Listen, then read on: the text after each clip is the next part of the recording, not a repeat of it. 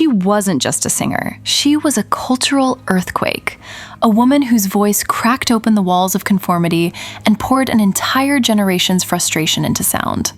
Grace Slick didn't walk onto the stage to entertain. She walked in to confront, to provoke, to challenge everything America thought it believed. Her songs became battle cries, her stare became a threat, and her presence rewrote what a woman in rock could be. But behind the fearless image was a restless soul shaped by privilege, rebellion, addiction, and an endless hunger for meaning. And the story of how she became the voice of a revolution is far darker, stranger, and more human than anyone ever imagined. But the fire that would one day ignite a movement didn't start on stage. It began inside a world built to silence it. The polished child who hid a rebel. Grace Slick was born on October 30th, 1939, in Chicago, Illinois, into a world built on structure, privilege, and quiet expectation. Her mother had once been a singer and actress, while her father worked as a successful investment banker. From the outside, her childhood looked flawless. Private schools, polished manners, refined education. The kind of upbringing designed to produce elegance, restraint, and predictability. But inside Grace, something restless was already stirring. The rules suffocated her. The expectations felt like cages. Every lesson in decorum only sharpened her urge to break free. By her teenage years, that rebellion had turned into a hunger to escape. She wasn't interested in becoming a proper society woman. She wanted intensity, experience, chaos. And the moment she had the chance to leave home and abandon school, she took it without hesitation. Grace stepped into the world of fashion, landing modeling work with E-Man. By day, she posed in elegant dresses, walked refined runways, and perfected the look of sophistication. But by night, she slipped into jeans, sarcasm, and underground clubs, aligning herself with San Francisco's rising counterculture. She lived in two different worlds, and neither fully satisfied her. In the summer of 1961, Grace married her childhood friend Jerry Slick, an aspiring filmmaker with artistic dreams as restless as her own. Their marriage became her gateway into creativity. Jerry encouraged her to use her voice, not just her beauty. Grace began writing songs for his experimental short films, discovering a new way to express everything she'd been bottling up for years. For the first time, rebellion found melody. Life briefly settled into a comfortable rhythm. Modeling jobs, small creative projects, a marriage built on shared ambition, and the electric chaos of San Francisco, where art, music, politics, and rebellion blurred together in smoky rooms and late-night conversations. But comfort never lasted long with Grace Slick. Stability only reminded her that she was meant for something larger. By 1964, she began performing in small cafes and underground clubs, struggling with self-doubt and inexperience. The fear of failure held her back, but the hunger to be heard kept pulling her forward. And then, one night in the summer of 1965, she walked into the Matrix Club and witnessed a Jefferson Airplane performance that would change her life forever. What she saw that night didn't just inspire her, it awakened her. And what happened next would give birth to one of the most powerful songs in rock history. When you're ready, say "Proceed," and I'll continue with "Song that changed everything." This is where the psychedelic revolution truly begins. Proceed. Perfect. Let's keep the momentum, emotion, and pacing high. Here is section 2, written for maximum retention, flow, and impact. No robotic tone, no filler, no repetition. The song that changed everything. That night at the Matrix Club cracked something open inside Grace Slick. Jefferson Airplane wasn't polished. They weren't perfect, but they were alive, loud, unfiltered, dangerous. Their music didn't beg for approval. It demanded attention. And standing there in the crowd, Grace felt something she hadn't felt before: permission.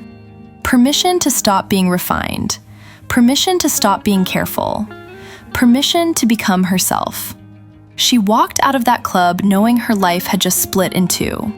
Within days, she convinced Jerry to form a band of their own.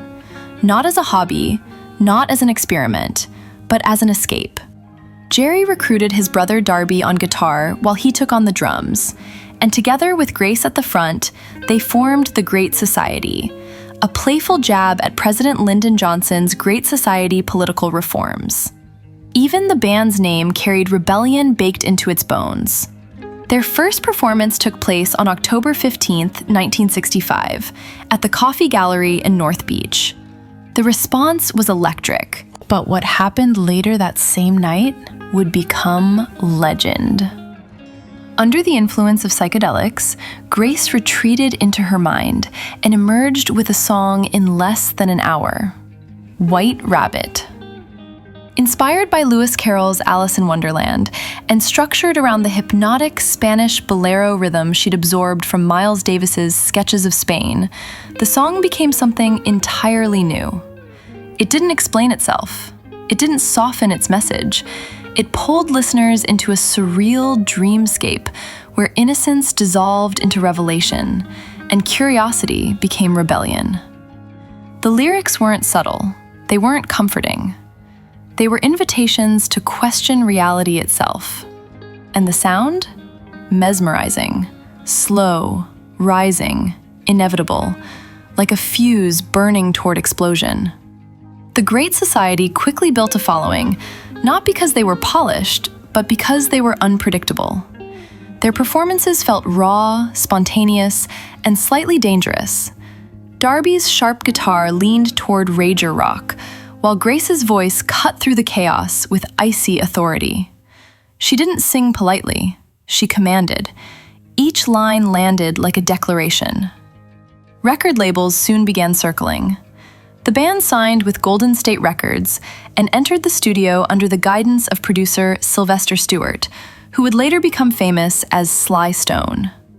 Their early recordings barely made noise beyond the local scene, but two songs stood out: Someone to Love and White Rabbit. The sound quality was rough, the production uneven, but Grace's voice? Impossible to ignore. And that voice was about to lift her out of underground clubs and place her at the center of a cultural earthquake. Because, just as the Great Society was finding its footing, Jefferson Airplane lost their singer, and Grace Slick was about to walk straight into destiny. Jefferson Airplane: How One Woman Transformed a Band and a Movement. In October 1966, Jefferson Airplane faced a sudden crisis. Their singer, Signe Anderson, had just given birth and stepped away from the band. For a group already gaining momentum, the loss threatened everything.